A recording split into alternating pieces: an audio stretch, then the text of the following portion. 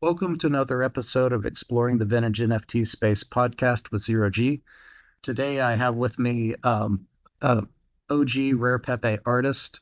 His handle as looks rare, but his real name is Dan. Thanks for joining me today. Hey, thanks for having me, Zero G. I love the podcast. So when you asked me to get involved, was looking forward to it. And I'm really stoked to talk to you today. You have one of the most iconic collections of an artist, including, some of the one of the most recognizable is Kandinsky and like ORTRAILPEPE. And anyway, yeah. So really looking forward to talking to you today. Yeah, me too. Yeah. Well, yeah. Before we kind of get into the weeds, why don't you tell me the story about like how you heard about crypto for the first time, and then what prompted you or gave you enough conviction to actually go through the effort to make your first purchase? Yeah, so what's crazy is actually the same person who got me into Pepe got me into crypto in the beginning, and I want to shake this guy's hand sometime. His name's Fred Wilson. He's actually a venture capitalist out of New York, and he's got a very famous blog. The name of his VC firm is Union Square Ventures, and I think he started writing about Bitcoin, 2012, 2013. He invested in Coinbase.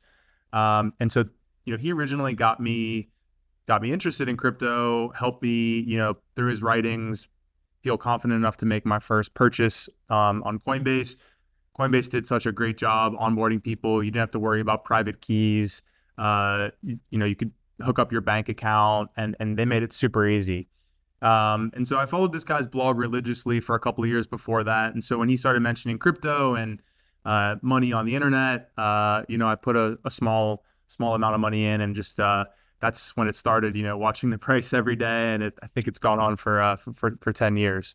Um, and then basically, he also wrote a blog post in 2017 about baseball cards on the internet, and I'm a huge baseball card collector in real life. I collect basketball cards, football cards, um, and he was the first one that introduced me to the Pepe market. He said there's a team out there. It's making baseball cards on the internet. It's designed by the community. You can buy them using Bitcoin.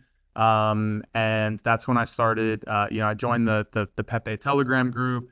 Back then, it was really crazy because people, they weren't really selling them. They were just trading them around. And if you asked for some for free, people would give you some for free.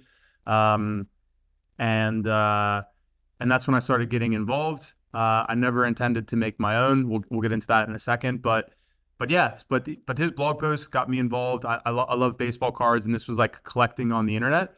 And not a lot of people realize this. And by the way, I love MetaMask and love what they've done. But the folks that started Rare Pepe Wallet, like Rare Pepe Wallet, to me is the original MetaMask. It didn't have a fancy browser extension, but when you minted these assets on Counterparty and you held them in your Rare Pepe wallet, you held some Bitcoin or some XCP in your wallet, that wallet functioned like MetaMask. You connected it to a decentralized exchange. You could swap cards with each other. You could swap Bitcoin for a card. And I was ecstatic about this. Like, there was no centralized platform like eBay that was controlling this. I was swapping Bitcoin for cards. I was swapping cards for Bitcoin. And then curiosity got the best of me. I do owe a friend of mine a lot here because we were on a backpacking trip together in Thailand, and I was just talking about all these cards I was collecting and buying, and he's like, why don't you try to make your own? And I kind of scoffed at it and said, no, I don't think I can do that, blah, blah, blah. And fast forward, the people at Rare Pepe Wallet, they forced me to learn about private keys and minting my own assets. And it was the best thing I ever did, because shortly after I minted the first asset in 2017, I decided to join crypto full time. And that was fully because I had to learn what a private key was and what the mempool was. And Coinbase almost did such too good of a job kind of abstracting away a lot of the complexities of crypto for people that you didn't quite learn everything you needed to know about it. And once I minted my first asset through some, endorsement from my friend and some motivation from my friend, it was kind of off to the races from there. And again, I can't reiterate enough. Like for me, I've noticed a trend in crypto, like the projects that get the biggest tend to start the most organically. And there was no barriers to entry here. Anybody could design a card, anybody could submit it. And then back then in 2017 and 2018, we were just trading cards freely with each other. Like, if somebody had a design that I liked, and I would let them look at my holdings, and we would swap them using the decentralized exchange. And that's how I built up a collection. And once I made the first one, which was Pepe, that you see there on the screen, was aiming for something that was culturally relevant. I think David Bowie had just passed away back in 2017, and so made that one, and then it was like trading them around to acquire other cards, and so that's kind of how the whole thing got started. But it was back to my roots of I'm a big baseball card collector, and you should see the amount of people that attend baseball card shows and trade on eBay, and now on Instagram it's blown up. And so I don't know, humans love collectibles. They love collecting things. They love, I think, watching it fluctuate in value. They love trading. It's in our DNA. It's And hardwired. so Yeah. Yeah, yeah. I agree. Like it's even kids, they, I don't know, it's a primal thing. You don't have to teach them about it. They just, you watch the same behavior, with kids if you give them a bunch of, you know, booster packs. And yeah, I mean, it's fun. So Yeah, kids trade at school. I remember we traded Pokemon cards at school, baseball cards at school.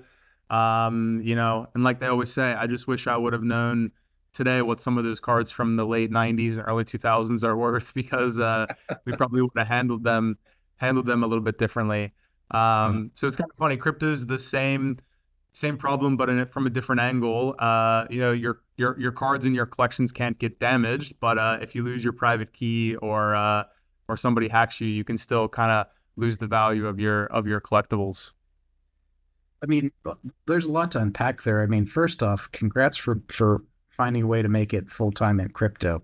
I mean, I think that's really awesome. I know I wanted to go into like I never found something where it made sense for me.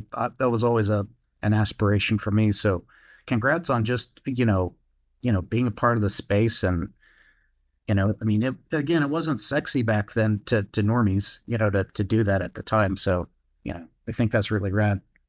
Yeah, I mean, I got lucky for a couple of reasons. Number one is between Pepe and when Bitcoin and had the hard fork with Bitcoin Cash, I actually had to Yeah. learn how to use a private key. Um, Between 2013 and 2017, when I held my coins on Coinbase, uh, I never had to use a private key because Coinbase managed all that for you.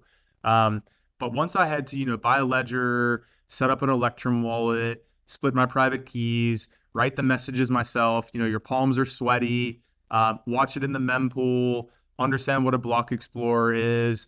At that point I was like, wow, this is quite interesting, and I want to get involved in full time. And maybe just a little bit of background about me is I'm from the U.S., but I've been living in Singapore for 10 years, and for me, I just played this angle with a lot of the crypto companies that were coming out of the US. Like, look, I'm this American guy in Singapore. If you're looking to expand into Asia, like I'm already here. And boots on the ground, and, I can help with get myself a visa and set up a company.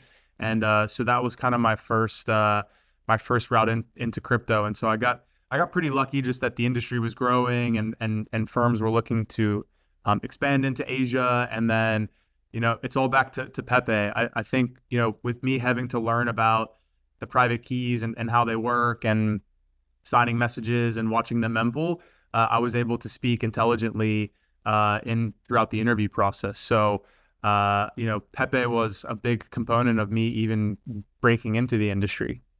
It's amazing. I mean, truly life changing, really. So For um, sure. yeah, that's awesome. And you were saying that you've had a passion for for sports cards. When did that, like, why don't you tell me a little bit about your backstory there?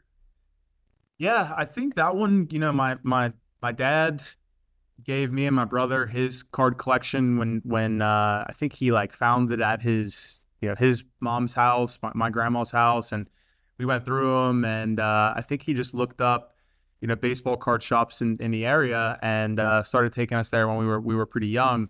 And I think every week he would give us each $10 to buy some packs. And this is probably like the late 90s. And cards were in a really interesting place at that time. They started putting, game worn jerseys on the card. They started doing autographs, but probably the biggest trend that I can relate to what I see in crypto is in the early 90s and late 80s, there was no verifiable way for you to tell how many like how much of each card existed. Yeah. And just like anything in human history, if something goes up in value, humans have like this really hard problem not to produce more of it. That's true with anything like oil. If the price goes up, people just dig deeper. Even gold to a certain extent, gold just happens to be the least amount, but when the price goes up, people dig deeper and try to find and explore more of it because the payoff is higher. So baseball cards had that problem as well in the late 80s and 90s. It's called the junk wax era, which is they just overproduced the amount of cards. And in the maybe mid to late 90s, they actually started serially stamping the cards on the card. So you would know, I have number 1 out of 100, and there are only 100 of these cards that exist. So I can verify myself that there's 100, and I have number 1. And so that was kind of a big shift in the card market because it, for the first time, kind of like could verify scarcity. Fast forward that to today, I think the card market is popular as it's ever been. It has some issues today with some overproduction and things like that. But the cards that have done the best and everyone wants at the moment is those really rare 90s and early 2000s cards that are serially stamped.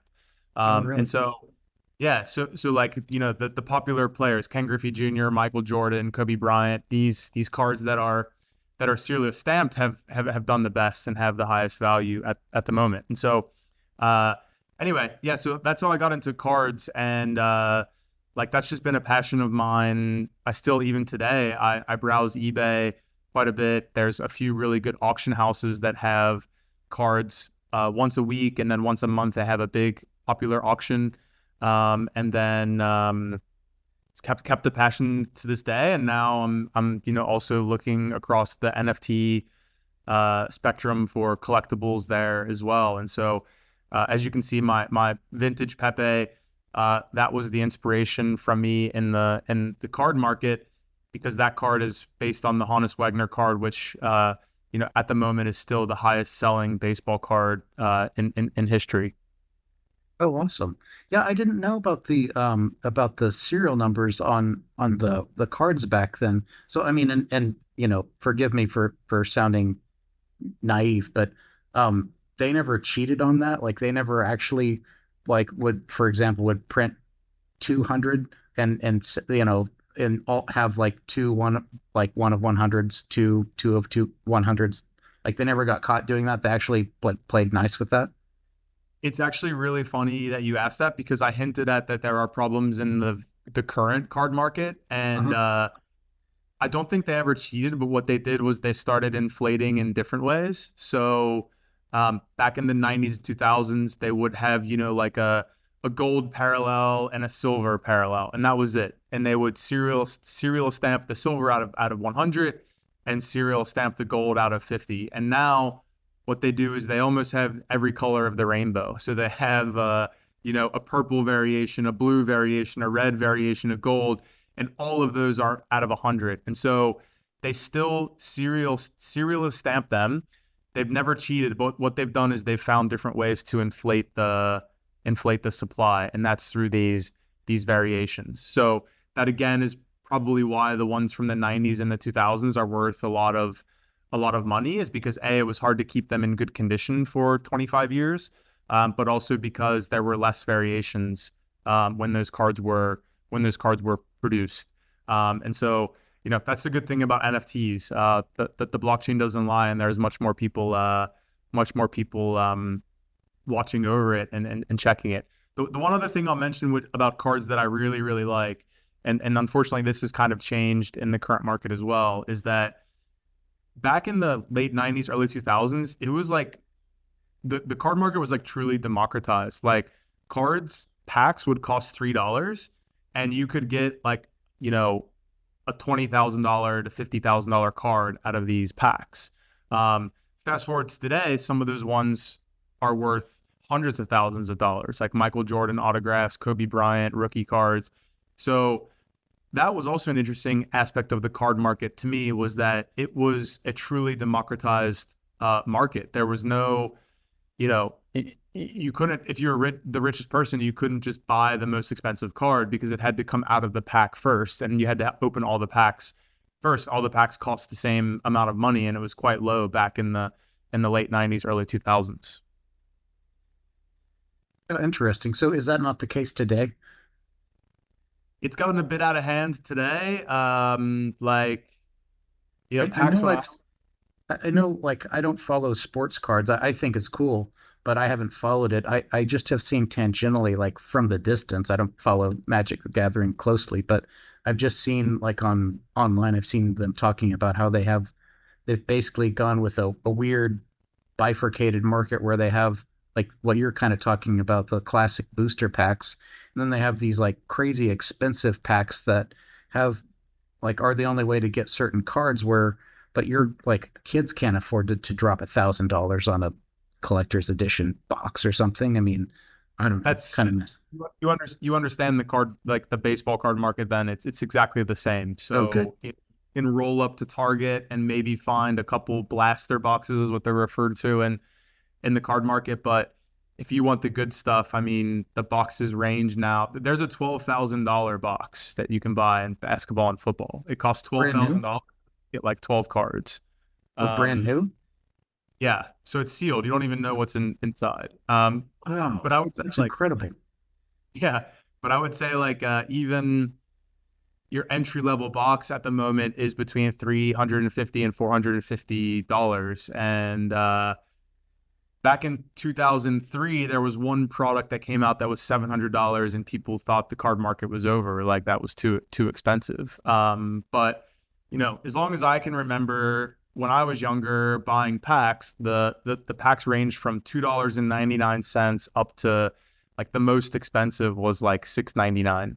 And you could get really, really, really cool, good stuff. Now, if you want the good stuff, um, you need to spend hundreds of dollars to get a pack, and then like I said, the stuff is just overinflated because they found different ways to inflate the number of cards. Not only that, I don't want to get too much into it, but there's this crazy culture online called breaking culture, which is like people are opening boxes online for an Yeah. audience and selling basically like lottery tickets to get whichever teams come out of the pack. So No that's way. all. Yeah, so like that's also driving up the cost of the boxes as well, because it's almost like a form of entertainment and gambling. So they're really fun to watch, and I've participated. But the card market is like far from democratized anymore, and it's also, in my opinion, in its current state, overinflated. So to kind of tie this all back into like Sure. NFTs, uh, what's interesting to me is collecting the stuff that grew organically, came out of packs in a more democratized fashion, and is, proven itself and stood the test of time rather than chasing the new shiny objects.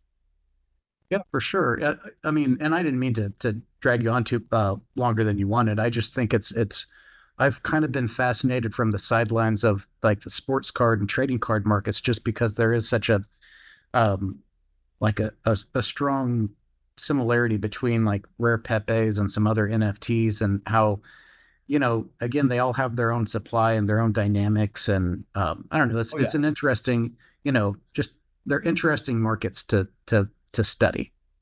It's a great topic and a great comparison. Even in the card market, you have influencers pumping different players, different products. The same conspiracies that float around in the NFT market float around in the card market. Like, do the influencers that have hundreds of thousands of followers, do they get so-called, hot boxes, which include good cards because it's good marketing and media, right? So, uh, like, I could talk about it for hours. Like, I love the Yeah. card market. I find the similarities to NFTs pretty much like identical. Um, but from a personal perspective, when I'm looking to like and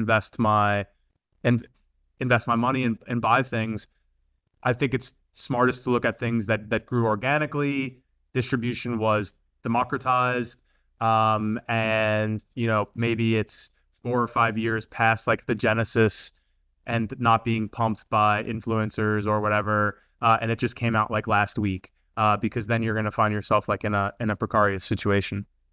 Yeah, I mean, I think that's a great way to put it. Like currently, rare Pepes, I think, are one of the most fascinating projects for a lot of reasons. One is they're very early, and as far as I'm aware, the first truly community, like anyone could participate, NFT collection. So you have like this, because of that, you have this organic, like broad range of cards and art that is, you can't replicate from like just like literal kids art for like to to kind of like really stunning pieces. It just runs the gamut, just trashy meme art, I mean kind of the Yeah. kind of everything. And like you said, the I do think that there's a lot to be said for having an organic distribution, and like again with NFTs, it's really amazing is that you can always check the blockchain. We don't have to guess in terms of supply or whether or not something is real. Which I guess the final thing is faking a big thing in sports cards yet? So I would say it's pretty hard. Well, I want to touch on one more thing that just kind of I, popped into my head. Then we'll get into the faking. Like, yeah.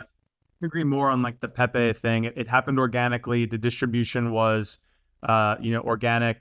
So the analogy that I always make with friends who are looking to get into NFTs is like, I view Pepe's as like the South Park of TV shows. South Park has been around for like 25 years, and there's always something you can find in South Park that's like culturally relevant, and it doesn't age. It stood the test of time. And then some of the new NFT projects are like, the new stuff popping up on Netflix that is, popular for like a week or two, but then like doesn't stand the test of the test of time. And so I want to invest in like the South Parks. I don't want to invest in the flashy stuff on Netflix. And then with regards to faking, I think what's interesting is I think it's at the moment quite hard to fake the actual cards. I don't know if it's like some quality control or materials issue. I do think it's hard. Where you see some faking going on is in the authentication and the Okay. grading section. So it's kind of an unwritten rule at the moment that you probably don't want to be buying cards that are not graded by a third party. Only because the spread in valuations for getting cards graded it's worth it. Also, a lot of auction platforms won't sell stuff if it's not graded by a third party. So the problem that's brought on is I think there are obviously scammers in every industry out there studying, the holders, the labels that these cards are put in for grading, and they're starting to fake the grading slabs. And I think Wow. that's a bit worrying and a bit alarming. Yeah, I didn't even think about them faking the actual slabs. That's yeah, that is a big deal. Um, Yeah. Interesting. Yep. I So, know. Oh, go ahead. as you said, I don't really know any way around that. I think there's, grading card companies out there talking about trying to use AI, or at least you can kind of Google and go to their website and look at the certificate number, to try to at least ballpark if it's was definitely graded by them and verify the grade, but it's it's not down to a science yet. It's more of still an art. Yeah, I guess the final thing, and we'll circle back to and talk about your cards. In a similar vein, I remember looking at in the numismatic coin world. This is maybe 10, 15 years ago, but I saw an article online um, where they have their own problem where like there's hundreds of years like of gold coins and silver coins in the U.S. and a lot of them are very.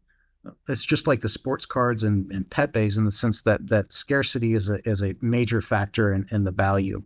Well, I saw this article where um, they were starting to produce fakes in China using original era like uh, presses, like presses to create the coins, Wow. and yeah, exactly. And they were using the period stuff, and they were creating their own like new dye and everything. So I just remember thinking at the time that between like them having access to correct period um, machines, but also the fact we were seeing at the time like 3D CNC machines become more sophisticated, and now we have like 3D printing technology and everything. I just knew at that point that um, at a certain point, I don't know when, I don't track that market anymore, but I suspect um, oh, any serious money is not going to be able to buy anything that doesn't have a very trustworthy provenance because I think that the technology is going to be it's going to be too sophisticated and too easy to fake. Again, not to say it's even necessarily easy, but it'd be easy enough for where it would like it justifies the investment for people to do that. You know what I mean? Yeah, it's definitely troubling. But that I guess that's the thesis for digital collectibles, right? So Yeah, like a lot of people on Twitter or LinkedIn don't understand NFTs or digital collectibles, but for the reason you just said with counterfeits and fake, it happens in everything. Fake purses, fake coins, fake art. There's always people trying to counterfeit and fake, and so that's add that to a plus column in like the digital collectible space. Not only that, but global liquidity, 24-hour trading access. You don't got to ship it. So there's a lot of good tailwinds, I think, for digital collectibles, especially as we are living a more digital digital life. One of the best lines I ever heard recently was, with a Ferrari or a painting, you can only flex in front of how many people you see in a given day. Like yeah, if you invite eight people to a dinner party, you can only flex a Picasso painting and in front of eight people. But if you have a $5 million CryptoPunk as your avatar across all of your digital identities, you can flex in front of millions of people a day. So I thought that was kind of an interesting line, and also another tailwind for digital collectibles. yeah, 100%. And the other thing I was thinking recently too is that another tailwind as well is that you know people, younger people don't have as much physical space, you know, just due to changing demographics and all that stuff. And bigger cities, there's less. Again, you have less room to collect stuff. And one of the benefits too is that with digital stuff, it takes essentially zero space too. So, you can become a digital hoarder and, and not have to, you know, I Yeah. know with physical cards, it starts out small, but it actually adds up, Yep. I totally agree. Yeah. But no, but yeah, I totally agree. I think Rare Pepe's is I don't know, one of my favorite projects. Yeah. So you started, so I guess circling back, so your first card was Vintage Pep. Is that, First card was no, sorry, a first Bowie, card was actually was Bowie. Bowie Pep. Yeah. Yeah. So when you started doing these cards, had you created any digital art before? And did you do this yourself or did you commission? No, so yeah, I'm very open with this with everyone that asks. So basically I conceptualized all the ideas, but generally worked with artists on them to perfect them, right? Yeah. So each card has a very important story. to me personally. And that's where like the idea came from. Like, obviously the Oregon Trail one is one of my favorite because the highlight of my week in, grade school was playing Oregon Trail on like those old Yeah. Mac computers that they like put on our desk, right? And so Same for me, man. I that yeah, shooting the rabbits and stuff. yeah, exactly. Like, oh, you've collected too much meat, like you can't carry all this back. And so, one of the funniest lines in there is we all learned like in the fifth grade, like what dysentery was, even though we never had to worry about it. And so one of the famous lines in Oregon Trail is like you've died of dysentery. And so just like that's a great memory for me is playing Oregon Trail in grade school. And then in high school, it was like playing Grand Theft Auto with friends. That was kind of Oh still yeah.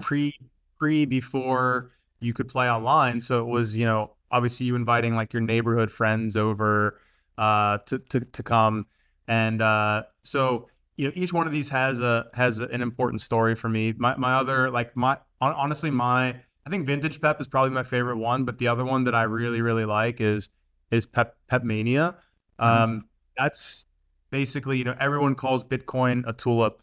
Um, they think it's a bubble, it's going to blow up. And there's a famous line in the Wall Street movie where they're in Michael Douglas's apartment, and he's got the tulip bubble chart framed on his wall. I actually have one of those framed in my house right now, and so I made a Pepe card based on like the whole narrative that like crypto and et cetera is just one big like tulip bubble. And so that one's one of my favorites. The Pepe was run through an AI generator. So I love the Cubist genre of art, Picasso, these guys that made Cubism. It's mesmerizing to look at. And so it's back in 2017. I just Googled around for some AI tools and started playing around with it. And that was like the output. And I really like that one. Um, Pepeopolis, like that's backed by an interesting movie, which I think a lot of crypto people like because it's about central planners versus kind of like the underlings in the city, and about how one falls in love with the other and has a problem. And so I think that's like central planning against the people. And so there's some threads up for crypto there as well. And so each card has a story for me, really really important, whether it be culturally, personally. I played baseball in high school and in college, so obviously like the two baseball themed ones. But I commissioned the work via friends, family, or sites like Fiverr and Upwork, and just worked with a designer to make it exactly how I envisioned it and how I conceptualized it. Oh yeah. I mean, there's no. Yeah, I didn't mean to cast any aspirations on, or no shame in using other artists. I do the same for my cards that I couldn't, I don't have the practice and skill as in the digital arts. So yeah, I work with artists to create mine too. No, Yeah, yeah, no, because no shame, no shame in it. I mean, it's a collaborative effort, and the art is one component of it. Minting the assets and stuff like that is the other component of it. yeah, and for me, I don't know about you, but I wanted to be proud of the like I never thought I was going to get rich making these cards, but I wanted to be proud of what I submitted and got into the directories. So I like again, for me it was about like having something I could be proud of that I think would be dank enough to, you know, again hang my hat on. And I knew I didn't have the chops to do it myself. So I mean, that joke goes without saying. I am not an artist. I am better at other things. And I think if I tried to do any of these on my own, I wouldn't be on the podcast now talking about how I have these cards listed in the directory. Yeah, even I have one fake rare and I think three notables now. Like, that's all commissioned work as well. But again, like it's a mix of culture and ideas and collaboration that you and I come up with as well that kind of makes the cards come to life.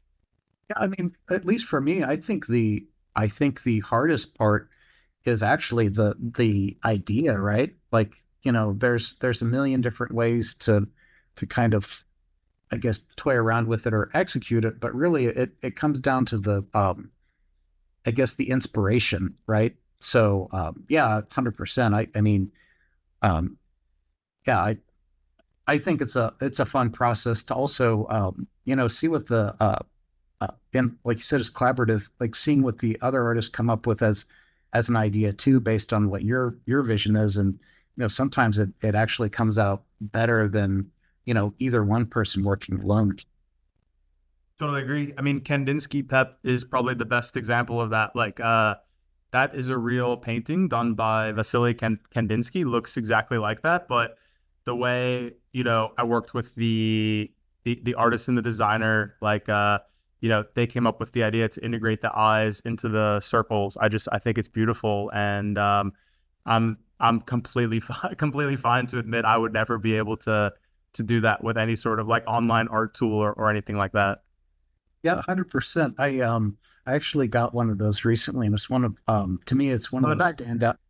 It's a standout card. I mean, it's like really iconic and sticks out in the whole directory just as I don't know. I think it's a classic.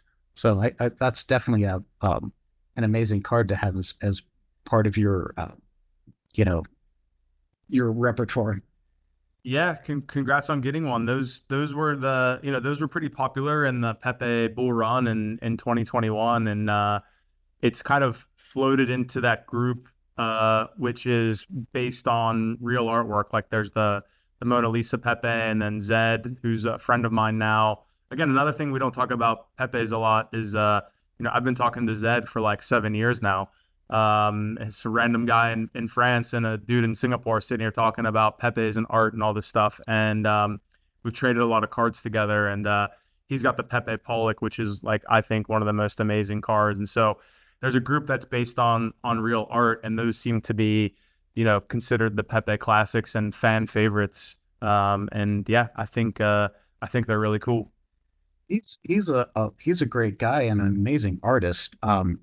I mean, yeah, he also has a an amazing collection of cards that he created. I so many of those are also really iconic and instantly stand out. I mean, anyway, yeah, he's super cool. Yeah, Um, I'm very jealous. He does his own cards, so I think yeah, me too. he's got a leg up on us. But anyway, he's a good friend, so I really like his cards as well, and they're beautiful to look at. And he's nailed it with like the cultural stuff as well. Yeah, I guess as a non-artist, to me, I view kind of like you. I'm a little bit jealous of artists that have the talent or have developed the talent, and that having that ability to create art is almost like magic to someone who can't do it. You know what I mean? Totally agree. Yeah. Yeah. So I guess before we get into your fake and your notables, so you started creating these cards back for Rare Pepe. Like when you created them and you just started trading, how did you do the distribution? And one reason I ask is that a couple of your cards are basically impossible to get, like the ORTRAILPEPE. Yeah. So back then, people were not doing this for money. Like I think it's probably like the most important aspect that is not talked a lot about. Because we know Pepe today that some of these have value and are highly collectible. 99% of the distribution of the cards was done via trade, like just trading. Mhm. Like people would join the Telegram chat and say like, "Hey, I'm new here. Can somebody send me some cards?" And I would send like a Bowie Pep to them or an Indiana Pep to them, and there was that. And then when the new cards got released each week, you would kind of look to see which ones you liked, and then all the artists were in the Telegram chat together, and then you would say, "Hey, I'll trade you one of these. Which ones do you like of mine?" It was really, really fun, and it was not done for money. Mhm. Um, and then the Ortrail one, there was one guy out there over the last couple of years. I've talked to him on Telegram. I don't know who he is. Um, but he basically went around and was very active in the chat for a number of years, uh, buying up all of the Pepes that were distributed. And Really? he actually told me, I don't know where this stands at the moment, but I had to go ask him like, why are you buying all these? Like, people want some. You're cornering the market. And he actually said he plans to build a blockchain based Oregon Trail game where the card was going to be somehow involved in the game. I don't know where he's currently at with that, but that's the story behind that one. Otherwise, you know, literally it would be like you mint the card, people contact you to trade, you'd look at their cards, they'd look at yours, you'd make a trade.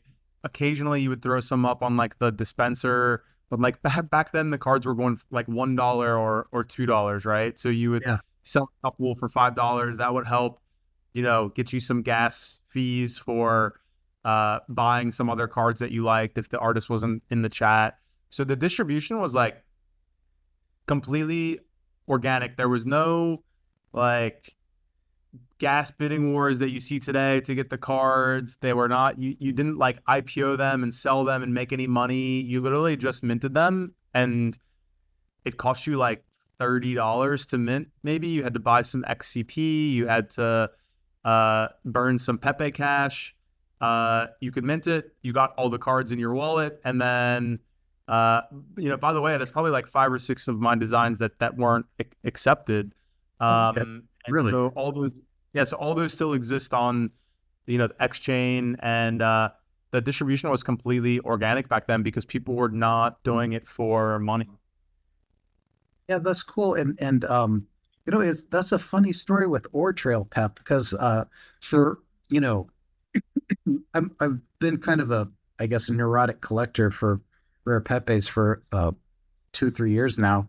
And that was one that's always eluded me. And I kept looking it up, and I want to say the last time I looked, there's less than 20 people that own any of them. It's just impossible to get.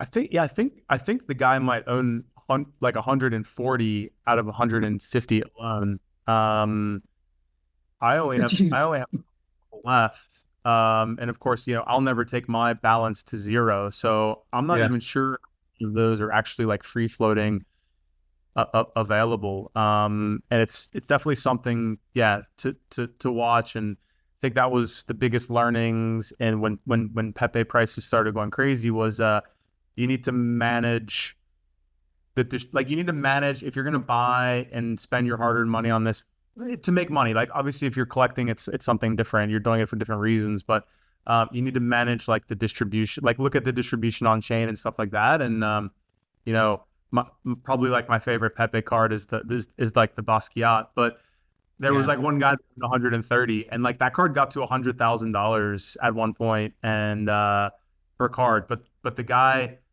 there was one person out there that owned, like 100 out of 300. And so he smashed the price back down. So you got to be careful, and just make sure you're monitoring the distribution. I totally know what you mean. Yeah, I'd love to have one of those Pepe Basquiats. I mean, they're I think that's one of the grails in the collection too. Another one is in a weird similar situation too is modern Pep. Um, I mean, pretty much anything Meme Conscious did is absolutely killer. But that one is he's held most of the supply, and I think there's only one other guy out there with like 10 or 15 that occasionally will dump one. So yeah, it's weird to it's interesting how the market dynamics work for sure. Yeah, It is, yeah. And it's all Bitcoin based, which makes it a little more complicated as well. But I know I said this at the beginning, but I really think the people that built Rare Pepe Wallet were trailblazers. I mean, that was that the functionality is identical to MetaMask, and you're using the wallet to tap into a decentralized exchange. So like, thank God they built that, because it made it a lot easier back in the day to manage your Bitcoin, manage your XCP, manage your cards, It read all the chain for you and displayed your cards, made you easy to trade, post them for sale. It was like a really advanced product for its time, and I hope all those guys are doing well today because that was a killer product. Yeah, I mean, hats off to Joe Looney, who's the main guy he created the OG Rare Pepe wallet, and he's even made a new version you can try, which is rarepepe.wallet.wtf, which has support now for a lot more modern features. Like you can use Ledger hardware wallets and Oh wow. like it's yeah, it's really rad. That's actually what I use nowadays is the is that wallet. I use the free wallet still just as a hot wallet, but for everything major I use rarepepe.wallet.wtf, and it has a similar interface too. Nice. I'll have a look at that actually, because I think I'm still using Free Wallet generally. Yeah, and that's one of the big improvements, thanks to Joe Looney and also J Dog for, in the last couple years we have now Trezor and Ledger hardware wallet support, which when I first got into Rare Pepes, I was kind of shocked that there was no hardware wallet support initially, when all these guys had like these enormous bags of Pepes that were, worth zillions of dollars, so but yeah, so yeah, I mean, I think the OGs are certainly are special. Well, so you were trading and you kind of distributed, I guess, organically a lot of your cards. When fakes came out at the beginning in 2021, what was your impression? And oh, Yeah, I I mean, mean, like, look, I'm all for the spin-offs, right? Like, I think nobody owns Pepe, right? Like, it's the internet meme. I mean, we see that right now with the price of Pepe coin yeah, going parabolic. Nobody owns it. I'm a big fan of the offshoot projects, especially because they are, community driven. So between the fakes and also now the notables that Vincent Van Gogh is doing, again, it's completely um, democratized in who can submit. There's not many NFT projects at all that are like that. They're typically designed and minted by a central party and distributed via, these like crazy gas war things. So like the fakes and they have drops and you still got to participate in that, but it's community art, Pepe related. Anybody can submit an artwork. You only pay the fee to the project when your card is accepted. So like it's a great model for people to get involved and try their hand at designing a card. And again, back to like, you don't need to be an artist to participate. Like you can commission work, you can find artists to collaborate with you. I know quite a few number of people have done that. So I love these projects. I think it keeps bringing awareness to Pepe and like again, nobody owns it. So I'm a big fan. I have three notables and one fake. And but I think everybody kind of agrees like nothing will be as organic as the original only because it was like totally organic and totally community. So a big fan of the project, especially because they're not making any more OG Pepes. But again, OG Pepes are, I think, those are the ones because they're the most organic are going to stand the true test of time.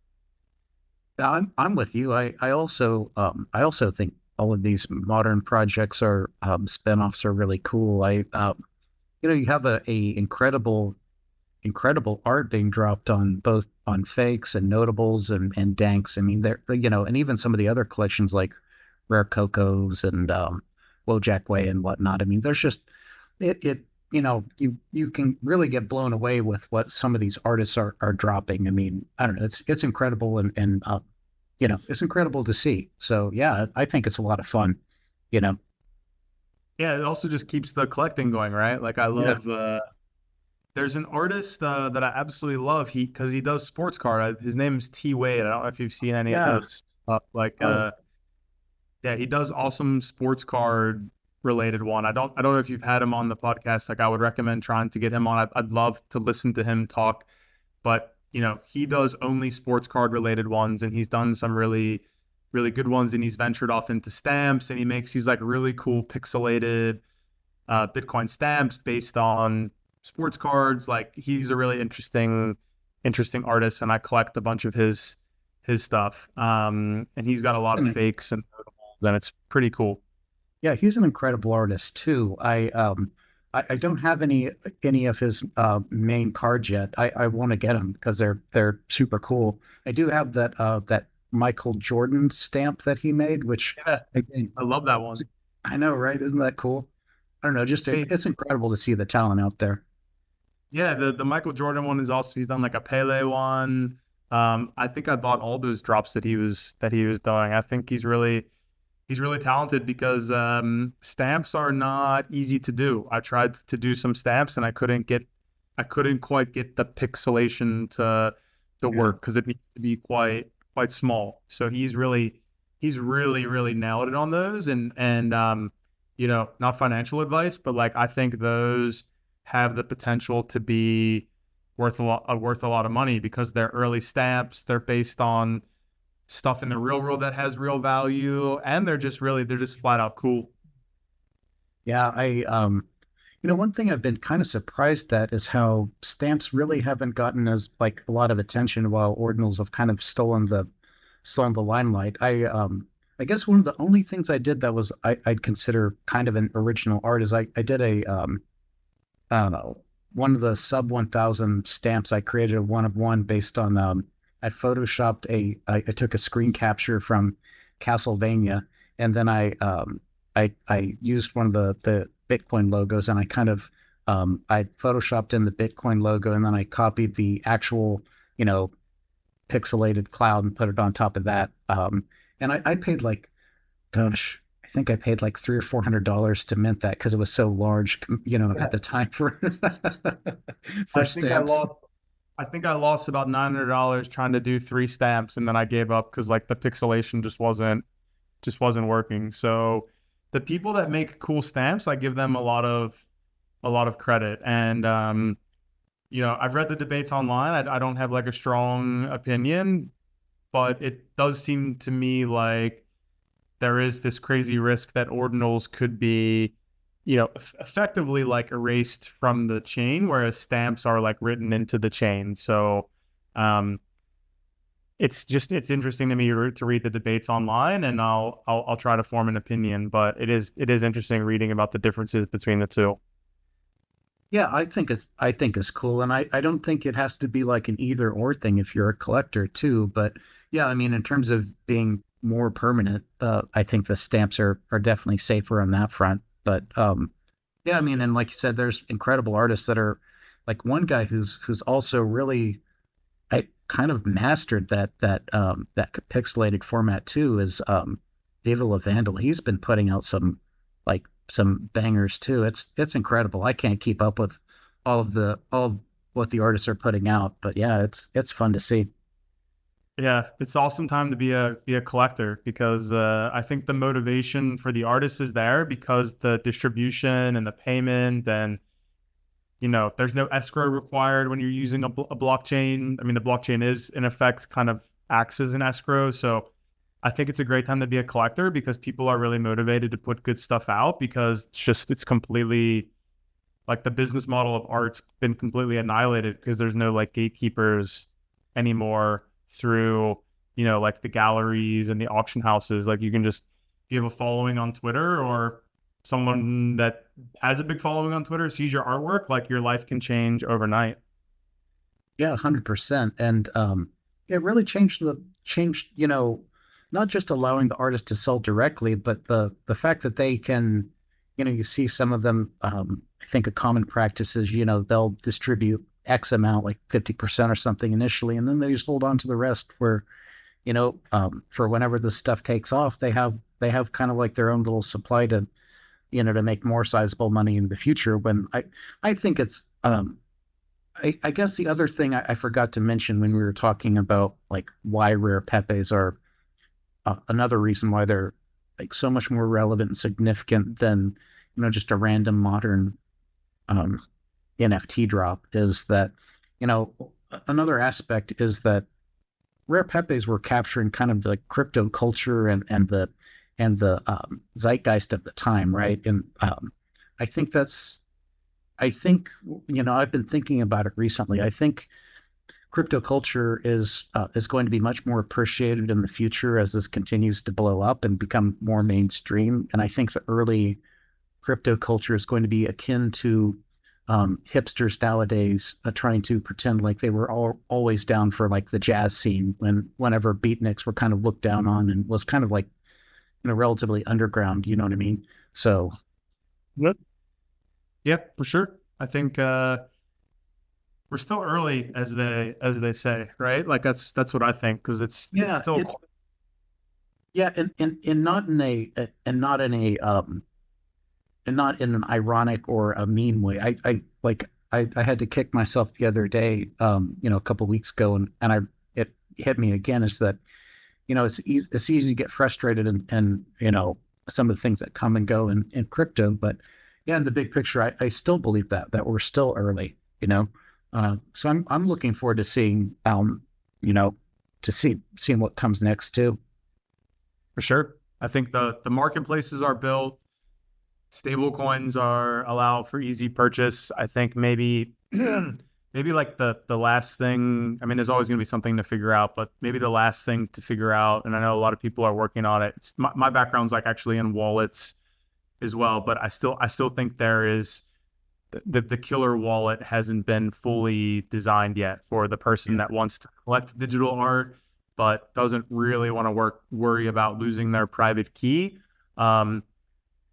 or completely giving that private key over to a third party yet. So I know lots of people are tackling this problem, and I think the next cycle is going to be where you have some sort of like social recovery or something like that, where the host of the wallet can prove that they can't access your funds, but you don't need to hold a private key. But then if you lose your wallet or need to recover or back up, then there's like some sort of like social way to do it. So I'm excited to see where wallet technology goes. It's kind of like the last puzzle for me. Like just yesterday, I was getting, I have NFTs. I have some Solana based NFTs. I have some ETH on Arbitrum because I wanted to buy an NFT that was only available on Arbitrum, and wanted to play this game on some other chain. And like, I just kind of feel like my wallets are all over the place.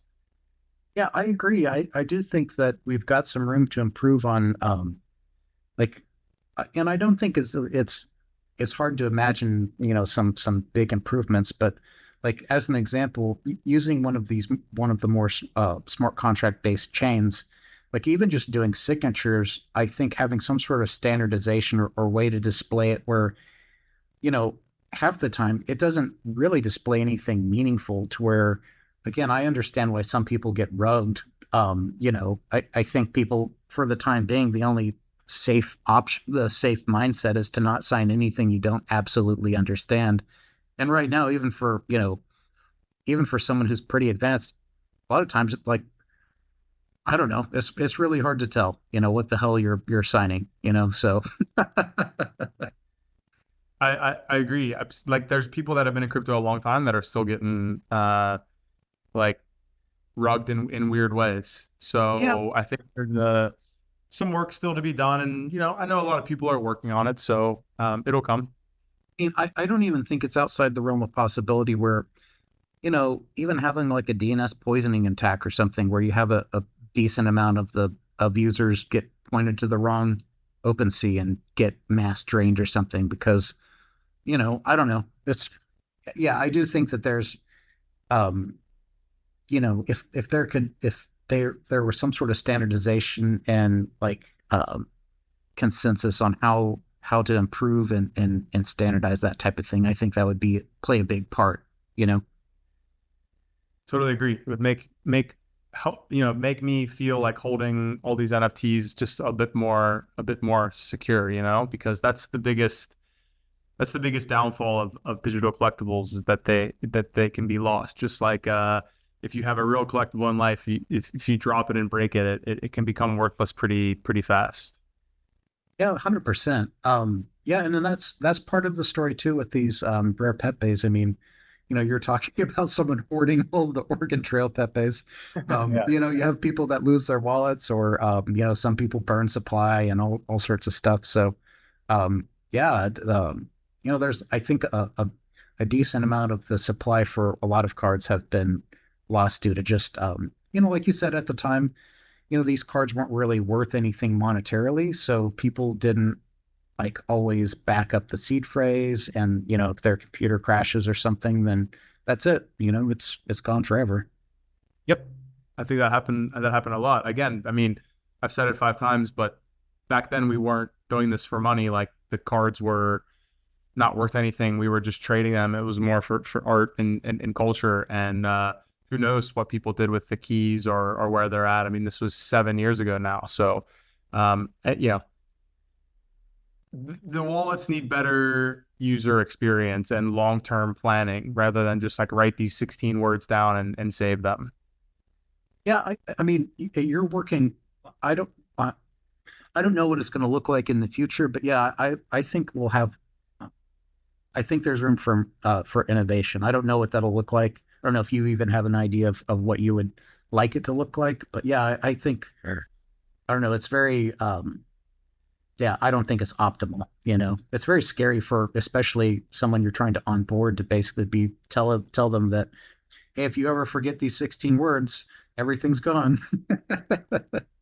Yeah, I mean that's just the beginning as well, right? Then you got to Yeah. teach them about addresses, and then they go to, oh, well, you need to fund your wallet, you need some gas. Like it's a minefield. But I think there is some light on the horizon. I think people are working on this thing called account abstraction, Yeah.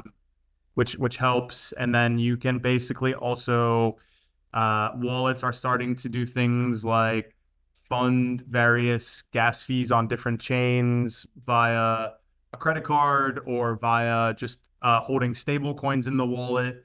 What the wallet does is it actually kind of goes out and buys the gas you need for the chain so that you don't need to hold all these random amounts Yeah. of tokens. So like the UI and the UX is getting better, and I think it's kind of like a spring being coiled right now for like the next big run in NFTs. It's gonna blow open, and I think people are gonna be buying NFTs and trading NFTs without even having to really think about or deal with like the underlying crypto and gas fees. I could say I've noticed on Ethereum is I've seen it looks like they've developed some systems where they're allowing you to have delegate uh, delegate, I guess, signing or delegate authority for. One of the big reasons people got compromised is that they would have all of their valuable NFTs in a wallet, and then you have to prove your ownership of said wallet in order to get like an airdrop or claim like like a verified status in a Discord. I've seen that they've for a couple of sites they have new tools where they basically allow you to set a designated address that can you know uh, operate on its behalf, so you can still have your wallet, your separate account that's basically cold, where you never touch it and do anything with it, like best practice. Then you can have more of like a hot or warm wallet that you do your interactions with, that can never actually never can never have the authority to actually drain your vault, right? Yeah, I think all that stuff is coming in the pipeline. It's pretty Yeah. exciting. Yeah, it is. I mean, I know we're talking here in the Bear too, for rare pepes and kind of NFTs right now. I personally think we'll eventually see stuff come back in a big way eventually. I mean, what are your thoughts on NFTs or even sports cards now, and kind of what are you looking for in the future? Yeah, I mean, let's be honest. I think in general, for people to have the time and the motivation to explore collectibles, whether it be NFTs, cards, etc., they need to have discretionary or excess money, Yeah. because you're covering like your basic needs. Um, taking your family on vacation, et cetera. Whatever's left over, maybe you can explore like collectibles and stuff. And so, um, I've noticed that like the stock market is at all-time highs right now, but NFTs and cards are still, in my opinion, lagging. Yeah. And so I think it'll come, but I think people need to feel secure, feel maybe not wealthy, but feel secure in their job, their net worth, etc. To then start exploring like collectibles and things like that. And I think with it, with the interest rates where they are, and people having more debt burden, whether it be on credit cards, mortgages are going to go up, etc. I just think it's going to NFTs and sports cards are going to be a little bit lagging this cycle, but it's obviously, in my opinion, optimistic to see the stock market is back at all-time highs, because I think that would be like a leading indicator. People log on, they see their retirement account is sound, secure, etc., and then that allows them have the confidence to go dabble in collectibles. So, so I think we're, the stock market's bottomed and bounced back, and now it's at all-time highs. And so I think once those people kind of feel mentally, that they're in a good place, then next is going to come like the ramp in NFTs and sports cards. I mean, you saw crypto itself, Bitcoin and Ethereum are still not at all-time highs yet. It kind of lagged the stock market, but now the wealth effect is like a very real thing. People are going to feel wealthy with their stock and their crypto holdings, and so they'll start dabbling in things again like sports cards and NFTs. I mean, especially for tech nerds who own Nvidia stock. Geez, those guys, Nvidia owners and AMD owners have been cleaning up. So yeah, that's definitely a good point. I guess my concern, like looking forward, was that a lot of elements in the real economy look really bad. I think the U.S. government is basically kind of turned into what we would used to make fun of for Soviet Russia or China in terms of basically just having phony statistics. So I think that there's like one thing that makes me is hard to read is how like we've seen an increased number of layoffs in the U.S. workforce. So seeing like we could see an element of the population that even if they believe in crypto and believe in NFTs, that are going to be forced to sell and liquidate in the right now or in a couple of years as the to make it through. So I don't know. Yeah, I could see it go either way. So but long term, I think the future is bright. But like we're in a really weird place right now economically. Yeah, I think for sure a little bit concerning, the potential wealth divide happening. So definitely like an area to monitor. Yeah. Yeah, well, is there anything else you wanted to cover? I think we've kind of we've bounced around a lot, and it's been fun talking about for me learning a little bit more about the sports card market, as well as talking about your your NFTs and kind of your thoughts on things. Yeah, I mean, I really enjoyed the chat. I love talking about collectibles and sports cards. I think it's all related with NFTs and crypto and stocks. It's all a different variation of the same thing, which is humans trying to preserve their the labor that we do today. We're trying to enjoy it and preserve it into the future, and all of this stuff is kind of a manifestation of that. And so so yeah, I'm gonna keep grinding and keep looking for hidden gem NFT projects, and every once in a while I go back and look at my Pepe stash, and always happy to talk about it. So if you ever want to chat again, happy to come on. Happy to come on again. But I really enjoyed this, and thanks for even listening to me. Oh, it's been a real pleasure. Thanks for joining me today.